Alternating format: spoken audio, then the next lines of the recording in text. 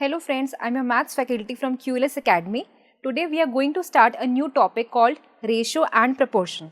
As you're new to this topic, you should pay attention to every concept. So let's get started without any further ado. I hope you will have fun learning. In today's lesson, we will understand about ratio. तो देखो, हम एक example से start करते हैं. हमारे पास कुछ apples हैं एंड कुछ ऑरेंजेस. हमको ये बताना है कि what is the ratio of apples to oranges. Ratio gives us the relationship between the quantities of two different things. Ratio निकालने के लिए हम पहले नंबर ऑफ एप्पल्स काउंट करते हैं. हमारे पास कितने एप्पल्स हैं? 6 एप्पल्स हैं. Next we will count the number of oranges. There are 9 oranges. It means that the ratio of apples to oranges is 6:9. We can read the ratio as 6:9. अब देखो, जैसे हमने फ्रैक्शंस को रिड्यूस करते हैं वैसे ही हम रेशियोज को भी रिड्यूस कर सकते हैं. मतलब रेशियो का सिंपलेस्ट फॉर्म में हम ला सकते हैं. The ratio A:B is said to be in its simplest form if the HCF of A and B is 1. Both 6 and 9 are divisible by 3. 6 को डिवाइड करेंगे 3 से तो 2 आएगा एंड 9 को डिवाइड करेंगे 3 से तो 3 आएगा. So we can also say that the ratio of apples to oranges is 2:3. हम एक काम करते हैं, सारे फ्रूट्स को 3 ग्रुप्स में डिवाइड कर लेते हैं. पहले ग्रुप में देखो, for every 2 apples we have 3 oranges. In the second and third group also 2 apple के लिए हमारे पास 3 ऑरेंजेस हैं. I hope you have understood.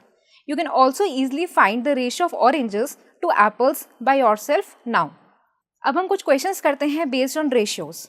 The first question is Riya loves rocks. She has 6 pieces of granite, 14 pieces of marble, 14 pieces of sandstone and 1 piece of slate. You have to find out what is the ratio of sandstone to total number of rocks in Riya's collection.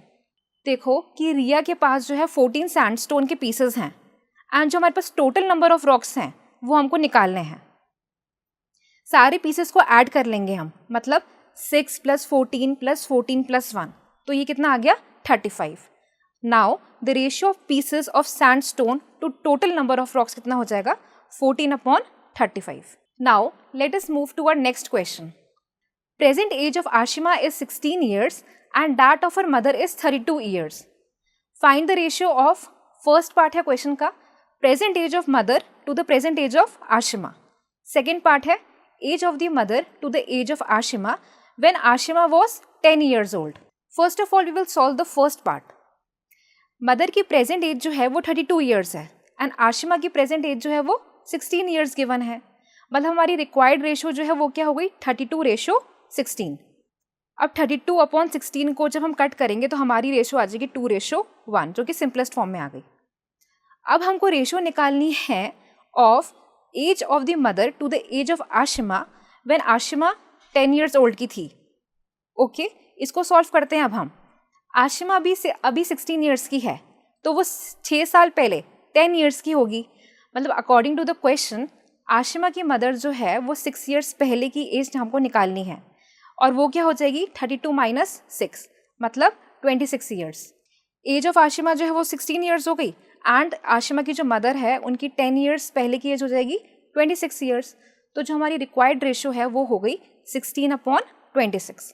इसको हम cut करके solve करेंगे तो हमारा answer आ जाएगा 8/13. अब हम पढ़ते हैं about ratio tables. A ratio table gives a bunch of equivalent ratios. एक एग्जांपल देखते हैं जिसमें हम एक रेशियो टेबल बनाना सीखते हैं. Example, Amit drinks 1 glass of milk for every 2 biscuits that he eats. हम इस रेशियो का यूज करते हुए अपनी रेशियो टेबल बनाना स्टार्ट करते हैं. फर्स्ट कॉलम में हम लिखेंगे ग्लासेस ऑफ मिल्क एंड दूसरे में हम लिखेंगे बिस्किट्स. तो जब ग्लास ऑफ मिल्क 1 है तो बिस्किट कितने खा रहा है? 2. सेकेंड केस है हमारा, if Amit drinks 2 glasses of milk then he eats 4 biscuits. Using this let us continue making a ratio table. जब पहले ग्लासेस ऑफ मिल्क 1 थे तो बिस्किट्स 2 थे. अब ग्लासेस ऑफ मिल्क जो है वो 2 हो गए तो बिस्किट्स कितने हो गए? 4 हो गए. अब ध्यान से देखो कि दोनों की जो रेशियोज हैं जो रेशियो टेबल में है वो कैसी हैं? इक्विवेलेंट है. मतलब 1/2 इज इक्वल टू 2/4. 2/4 भी क्या हो जाता है? 1/2 हो जाता है.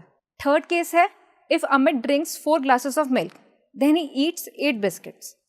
अब हमारी रेशियो टेबल जो है वो कुछ ऐसी दिखेगी कि पहले हमारा जब 1 ग्लास ऑफ मिल्क था तब बिस्किट 2 थे, जब 2 मिल्क ऑफ ग्लास हुए तो बिस्किट 4 हो गए, जब मिल्क ऑफ ग्लास जो है 4 हुए तो बिस्किट्स 8 हो गए.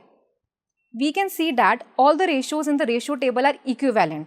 मतलब 1/2 is equal to 2/4 which is equal to 4/8. ये सारी रेशियोज जो हैं ये 1/2 के इक्विवेलेंट हैं. 2 रेशियोज तब इक्विवेलेंट होती हैं जब उनके कॉरस्पॉन्डिंग फ्रैक्शंस इक्विवेलेंट हों.